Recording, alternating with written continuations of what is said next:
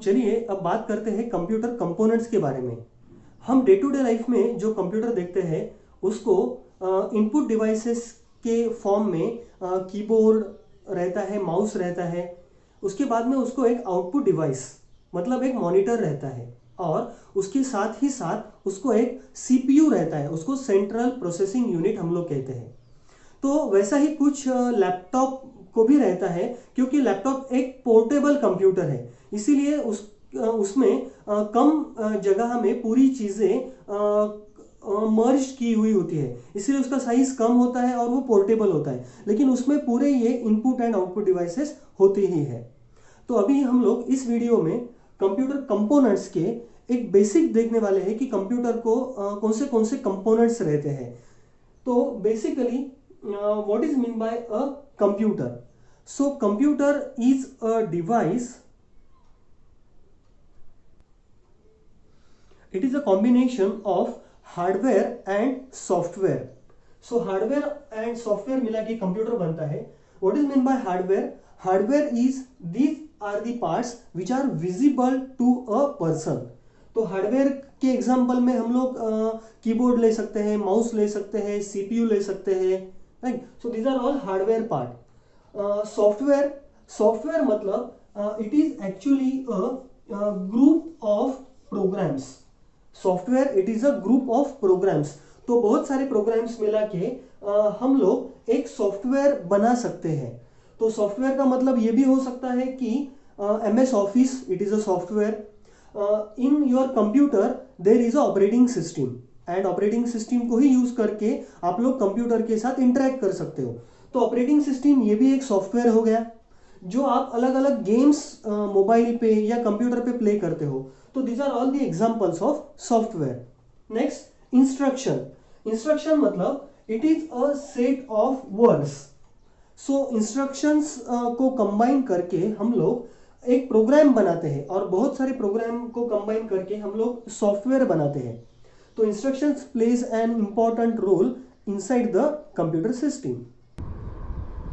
तो चलिए अब बात करते हैं बेसिक ऑर्गेनाइजेशन ऑफ कंप्यूटर के बारे में। तो डायग्रामेटिकली अगर हम लोग कंप्यूटर को रिप्रेजेंट करते हैं तो computer it looks like this, right. तो जनरली क्या होता है कि कंप्यूटर को इनपुट यूनिट्स रहते हैं, राइट। ये इनपुट यूनिट्स का मतलब आपका कीबोर्ड हो गया, माउस हो गया, राइट। जो टच स्क्रीन मोबाइल फ़ोन है तो उनके लिए टच ये भी एक इनपुट ही है।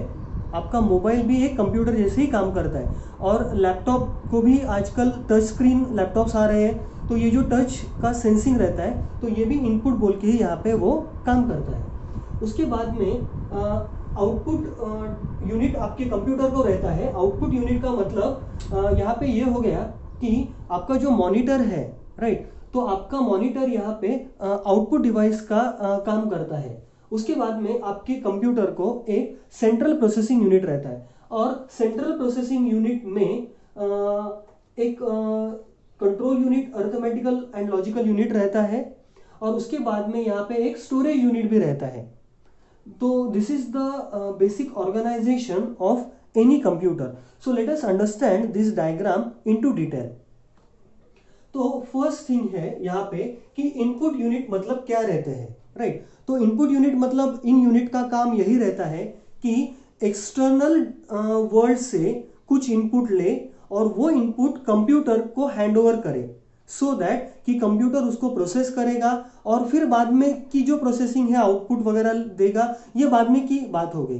तो इनपुट यूनिट तो वही करेगा, एक्सटर्नल वर्ल्ड से डेटा लेगा और कंप्यूटर को हैंडओवर करेगा। तो देखो यहाँ पे ये क्या कर रहा है, it accepts the input, now it converts the input into computer understandable form. क्योंकि कंप्यूटर में हर एक चीज मतलब नंबर्स रहेंगे या टेक्स्ट डेटा रहेगा, ये पूरा जो डेटा है मतलब MP3 फाइल रहेगा, वीडियो रहेगा, तो ये पूरा के पूरा डेटा कंप्यूटर सिस्टम में जीरोस एंड वंस में स्टोर होता है। तो ये क्या करेगा, इनपुट को लेगा, इसको बाइनरी में कन्वर्ट करेगा, और उसके बाद में ये प्रोसेसर को देगा फर्दर प्रोसेसिंग के लिए। मतलब यहाँ पे वो डेटा ले रहा है और वो प्रोसेसर को दे रहा है फर्दर प्रोसेसिंग के लिए।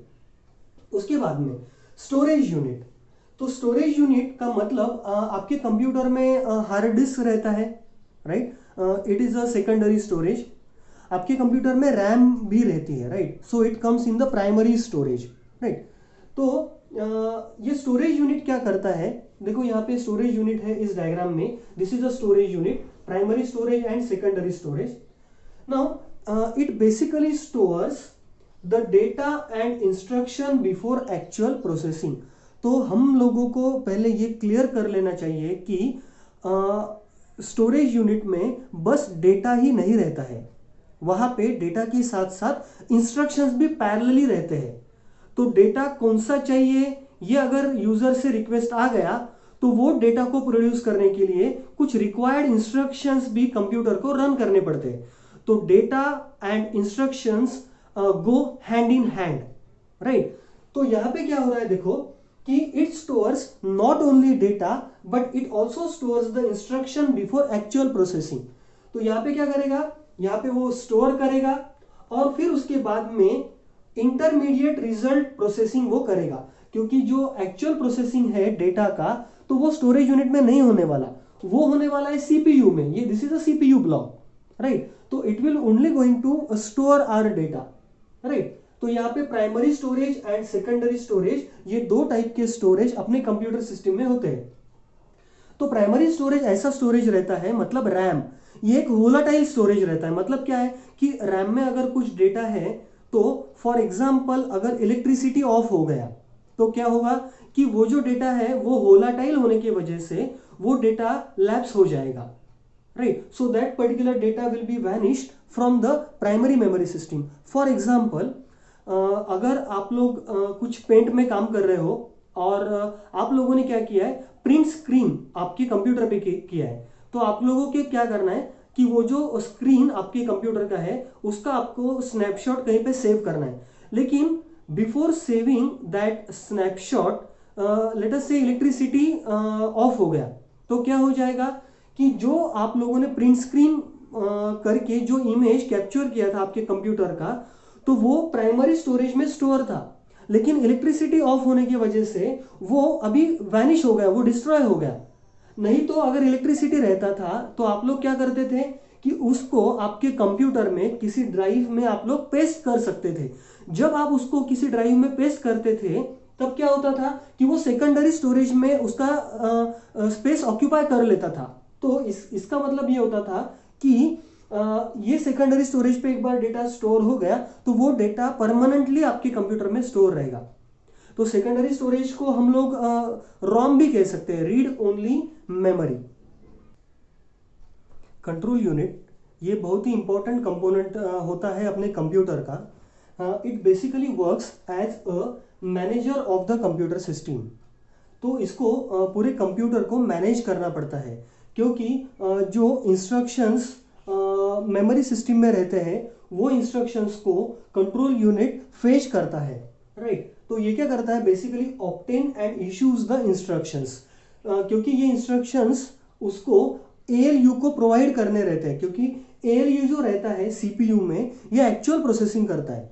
तो कंट्रोल यूनिट बस कंट्रोलिंग का काम करता है। तो वो क्या करेगा, it also issues the signals which are required for processing the instruction.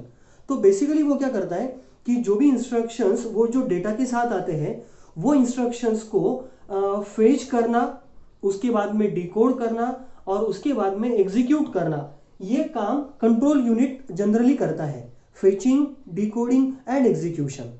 And उसके बाद में वो क्या करता है कि वो पूरा जो डेटा विद इंस्ट्रक्शंस एएलयू को दे देता है, एंड एएलयू ये एक्चुअली प्रोसेसिंग करता है अपने कंप्यूटर सिस्टम में।